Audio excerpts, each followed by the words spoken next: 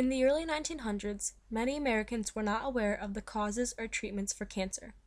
In fact, doctors were still unsure how to diagnose cancer.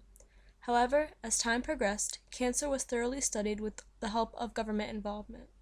Also, the government promoted cancer research and encouraged survivors through the use of the media and other policies. In early U.S. history, Americans were not always aware of cancer. This meant that they also didn't know how to cure it. However, as cancer awareness grew in the 1900s, so did oncology, the study of tumors. Even in the early 1900s, cancer was not cured. It was only treated because doctors did not know much about it. As cancer became the second leading cause of death in the U.S., doctors looked for funding from the government in order to study the disease. The government began funding research through organizations such as the Centers for Disease Control. Other significant government institutions include the National Institutes of Health, which continues to lead cancer research in the U.S. today. Non-government funding organizations are the American Cancer Society and the Cancer Research Institute. Once doctors gained funding, they were able to study the disease in order to diagnose and cure it. Studying cancer allowed physicians and nurses to have a better understanding of their patient's diagnosis.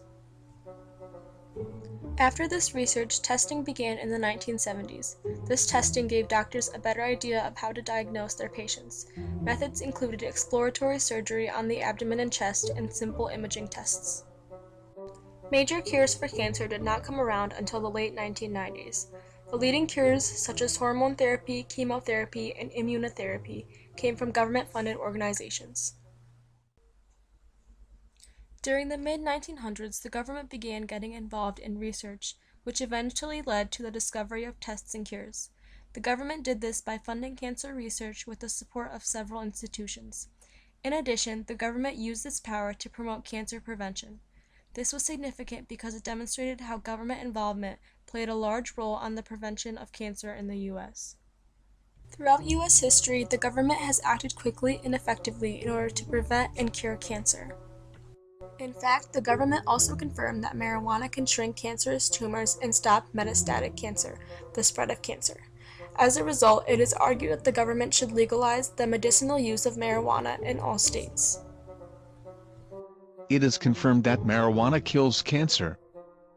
In the early 2000s, the government stressed cancer prevention by educating Americans about the importance of healthcare. This occurred in healthcare facilities, media reports, advertisements, and many different places. This later led to cancer prevention methods in the everyday lives of Americans. One of the more significant messages that the government supported in the early 2000s was the aid of cancer survivors. An important program that was established by the government was the National Action Plan for Cancer Survivorship. This aimed to solve the financial, emotional, and physical conflicts that cancer patients face after they recover.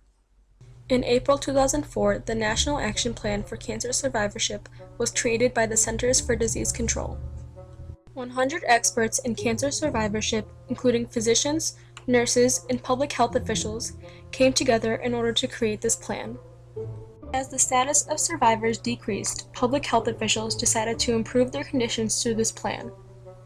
The plan is a series of policies created by the government in order to encourage and help cancer survivors. In addition, the plan was meant to bring awareness to the importance of public health. The three main goals of the plan are to increase public awareness on cancer survivorship, establish patient surveillance and training, and bring better treatment.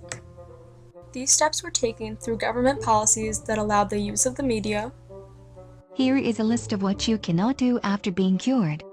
The education of patients, the training of healthcare workers, and the establishment of better healthcare facilities. These examples all prove that the government has had an essential part in aiding cancer research throughout history. Even today, the government makes a serious effort to support cancer patients. Yo, I tell you what I want, but I really want. So tell me what you want.